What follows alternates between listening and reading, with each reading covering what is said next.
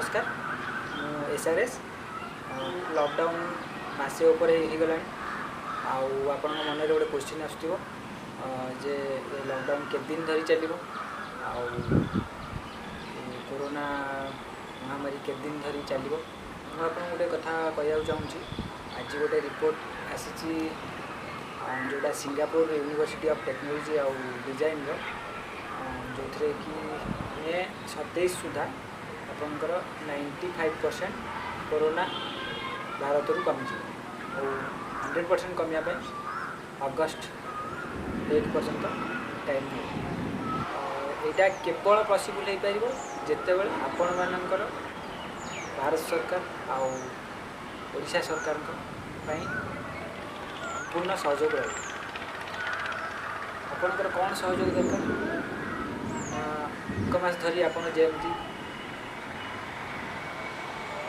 Lockdown नियम को पालन कर घरे रही केवल इमरजेंसी कंडीशन रे आप बाहर को जाइए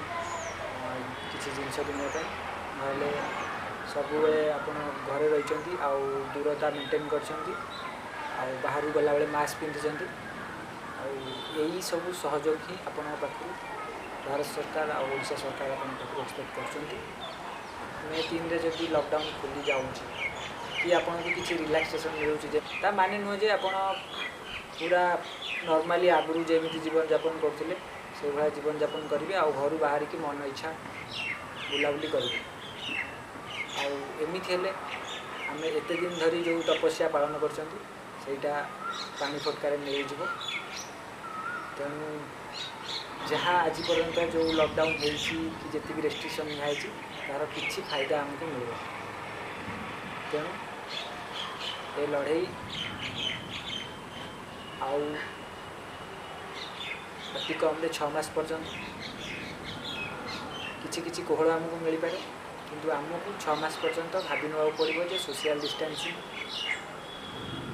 जो मास्क आम पिंधुचु बाहर गला बेलू से सब घरे रही सब नियम मानू पड़ो आदि किसी सिम्पटम्स आपको देखा संगे संगे आप टोल फ्री नंबर भारत सरकार ओडिशा सरकार जेकोसी टोल फ्री नंबर आप कथा इंस्टांटली जन पारे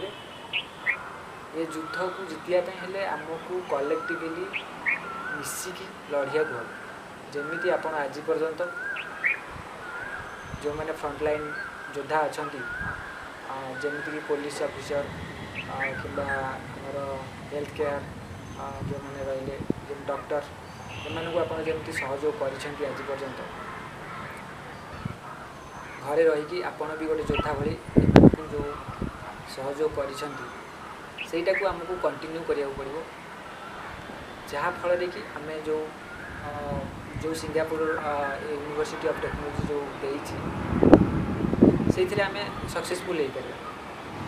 मोर आपन को पुणी थे रिक्वेस्ट रही दयाकोरी आप यथा संभव रुहतु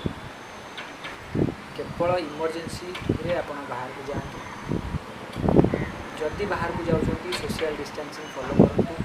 मैंने अति कम रे आप 1 मीटर डिस्टेंस मास्क सब जिन फॉलो कर एति पारे पुणी देखा नेक्स्ट वीडियो जय हिंद जय भारत।